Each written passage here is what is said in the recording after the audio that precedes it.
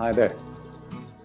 Raymond Depardon was born on a farm in France, but unlike his brother, he couldn't envisage a future for himself living the country life. His curiosity and passion for photography drove him to discover and experience the world. His path led him to photograph conflicts in Africa, win a Pulitzer, become a member of Magnum, publish 47 books, and also make 18 full-length films. He also produced one of the most haunting portraits of Glasgow during the 1980s, capturing a city and its people existing in an uneasy state of limbo.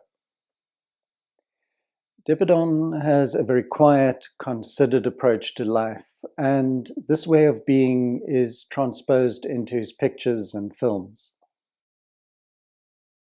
So, what makes his work so compelling? It isn't just the subject matter, it's the way he looks at the world. In this video, I'll examine some of the events and bodies of work that defined his career and focus on why his Glasgow series is so impactful. At age 16, Depardon left his family farm for Paris. It was the first time he had ever traveled alone. He managed to convince a photographer cum reporter to take him on as an apprentice. And this was a stepping stone to becoming a freelancer and traveling the world on assignments. He covered a number of conflicts in Africa and won a Pulitzer for his photographs of the uprisings in Chad. His experiences in Africa, which included being locked up in prison, took their toll, and he returned to France depleted. This picture shows him emaciated and somewhat depressed. He sought help, and it was suggested that he take some time to regain his equilibrium by photographing the mental patients at an asylum in Italy. These pictures aren't taken from the viewpoint of an outsider, but from someone who has realized their own vulnerabilities and limits. Soon after joining Magnum Photos, he was sent by Stern to Beirut on an assignment. 10 years earlier, when he had photographed this idyllic Mediterranean oasis, it had been a center for cultural and intellectual life in the Middle East. But then it turned into a war zone. Since the beginning of the hostilities in the 70s, hundreds of thousands of people have been killed and millions displaced. The country has never recovered, and Depardon's book brings home the stark contrast between these two versions of Lebanese life. He had proved himself to be a very highly effective photojournalist, but he didn't quite fit into any particular mold. He couldn't find common ground with many of his Magnum colleagues, feeling that they were perhaps a little precious. He said that they would insist on only using Leicas, and most of them came from pretty advantaged backgrounds. It was difficult during this period to establish oneself as, let's say, an art-based photographer working in the field of photojournalism.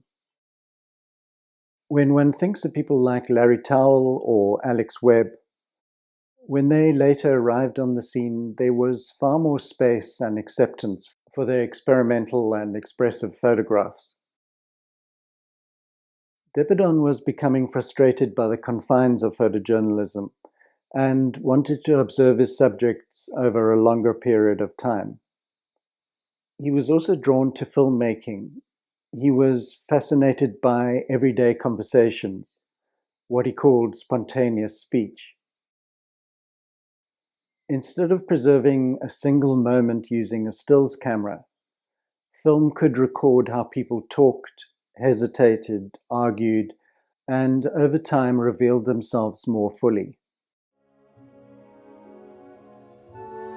Tu préférais être comme ça, itinérant. Itinérant, voilà.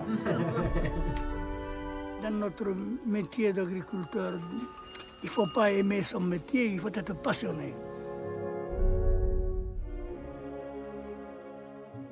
It was Depardon's Beirut series, showing the contrast between lifestyles, that inspired the London Sunday Times to send him to Glasgow. They were looking for a set of images that showed the contrast between the wealthy and the poor. When he arrived in the city with a journalist, he tried really hard to make interesting images of the affluent sectors of society at sporting events and society dinners.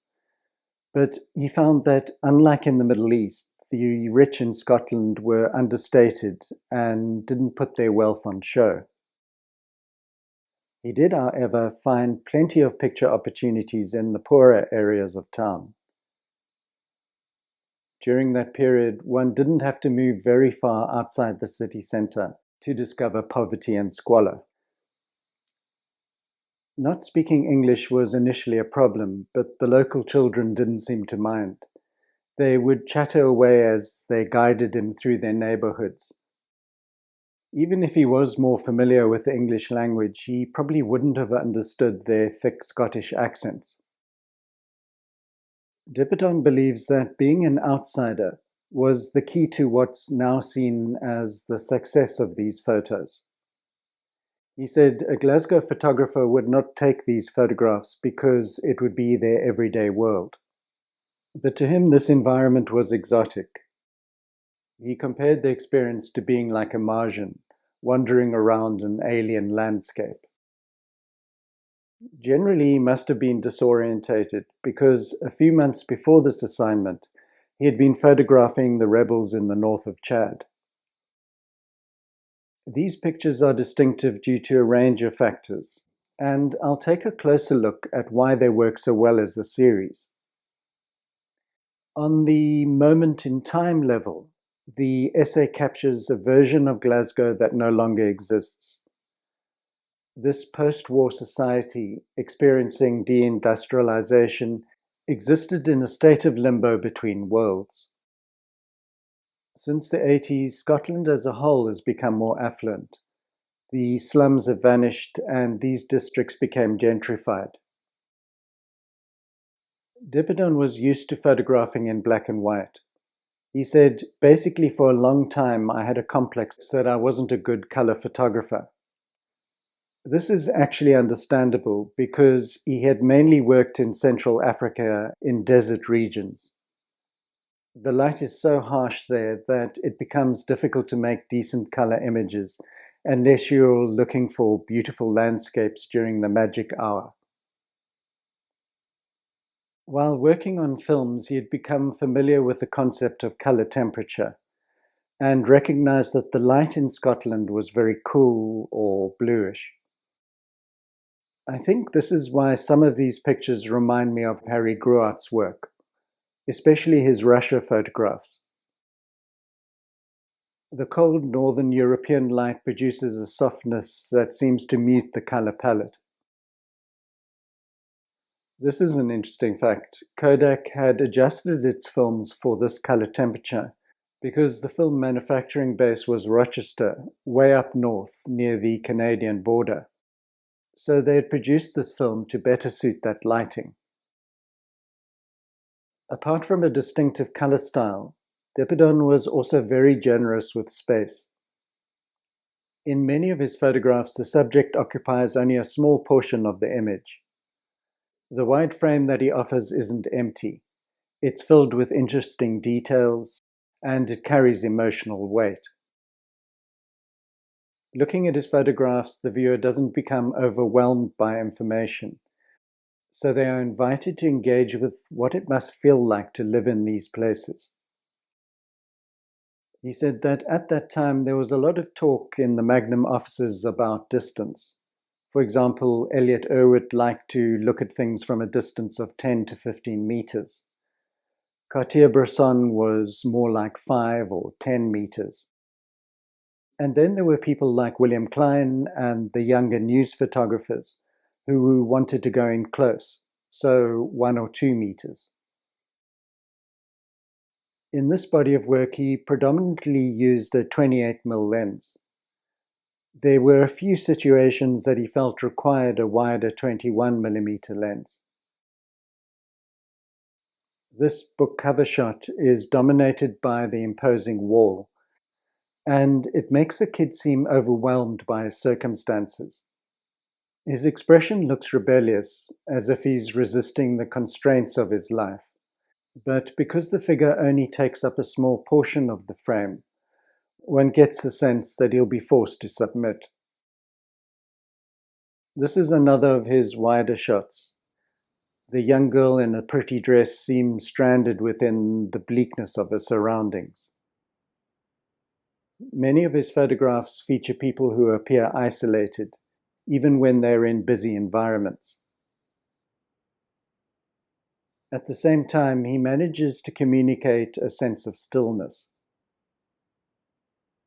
Within these wide expanses, we are still able to focus on the subject and connect with who they are as individuals. Every now and again, he met with some resistance. He said that this man walked right past him and then, without a word, turned around and hit him in the face, giving him a black eye. Depardon landed up making a second trip to Glasgow, but on the level of fulfilling the Sunday Times brief, he failed. He had only managed to show one side of the wealth divide. The story didn't run, and the essay was never published. He shoved the Kodachrome 64 slides in a box and forgot about them for 33 years. Then, in 2013, he was invited to exhibit the work in Paris, and from that point on, the project gained traction. The book was published, and the series is now recognized as a unique record of a Glasgow that has disappeared. I'm going to run some pictures that he made in the US and take a look at how he uses space to communicate meaning. Thanks for joining me, and please join me again.